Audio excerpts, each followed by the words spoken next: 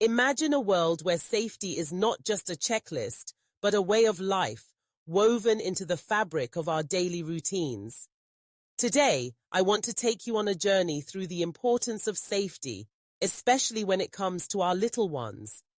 As educators, caregivers, or even concerned adults, we have the responsibility to create environments that are not only welcoming, but also safe.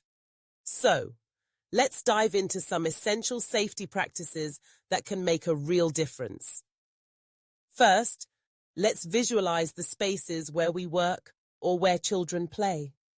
Imagine this: clearly marked emergency exits, strategically placed fire extinguishers, and safety gates that limit access to dangerous areas. These are not just random features. They are lifelines in moments of crisis. And what about those electrical outlets?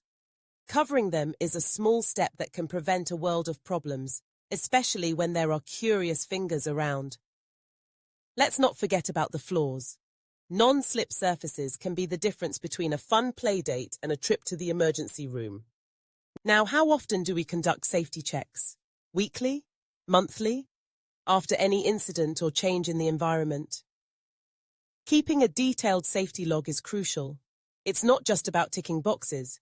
It's about documenting our observations, identifying potential hazards, and detailing the steps we take to address them. This log becomes a living document, one we can review with our teams to ensure everyone is on the same page. It's a proactive approach to safety that empowers us to take control of our environments. Speaking of checklists, do you have an indoor safety checklist? If not, it's time to create one. Think about the stability of furniture. Are those shelves secure? Are electrical cords safely tucked away? And what about emergency exits? They should never be blocked. Regular inspections of cleaning materials are also essential. We want to make sure they are stored safely and out of reach of curious hands. But safety doesn't stop indoors. What about our outdoor spaces? An outdoor safety checklist is just as important. Is the play equipment in good condition? Are there potential hazards like fallen branches or slippery surfaces? And let's not forget the importance of securing gates and fences. Supervision is key. Keeping a watchful eye on children as they explore outdoors is crucial to preventing accidents. Now let's switch gears and talk about sleep safety for babies. Did you know that the safest way to lay a child under 6 months down is on their back in a firm crib, free of pillows, toys, and loose blankets? This simple practice can significantly reduce the risk of sudden infant death syndrome. It's a small but vital step to ensuring our babies are safe while they rest.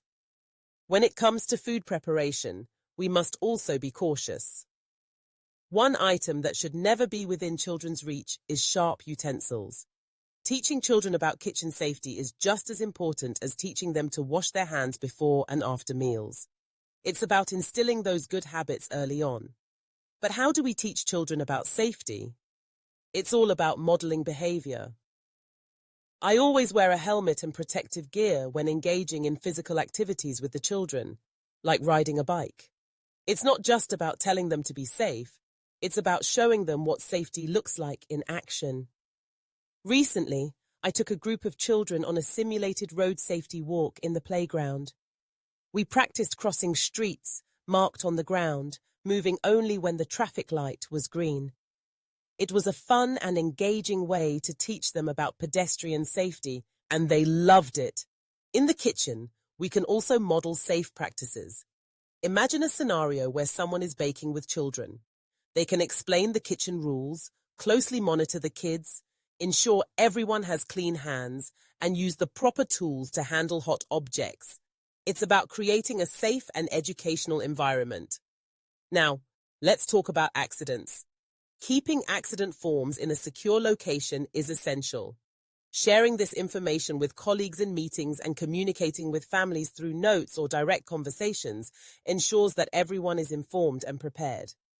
Emergency forms should be easily accessible, especially near entrances and in classrooms. It's about being prepared for the unexpected. And speaking of preparedness, why is it essential for early childhood educators to have first aid training? Because in emergencies, every second counts. Being equipped with the knowledge and skills to respond can make the difference between a minor incident and a major crisis. Let's not overlook the importance of fire safety. Having a clear fire emergency plan, marked evacuation routes, and regular drills ensures that everyone knows what to do in case of a fire. Familiarity breeds confidence, and that's what we want for our children and ourselves. Communication with families is key. Sending out monthly newsletters detailing our safety measures and organizing parent meetings to discuss safety topics fosters a community of awareness and collaboration. So after reflecting on all of this, what can we do differently to improve safety in our environments? Perhaps we can incorporate more hands-on activities to teach children about personal safety, like practicing stop, look, and listen before crossing streets or moving objects. In conclusion, safety is not just a responsibility, it's a commitment to the well-being of our children.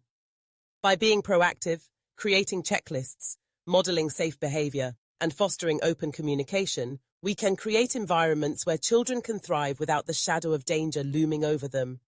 Let's work together to make safety a priority, not just a protocol. Thank you for being part of this important conversation.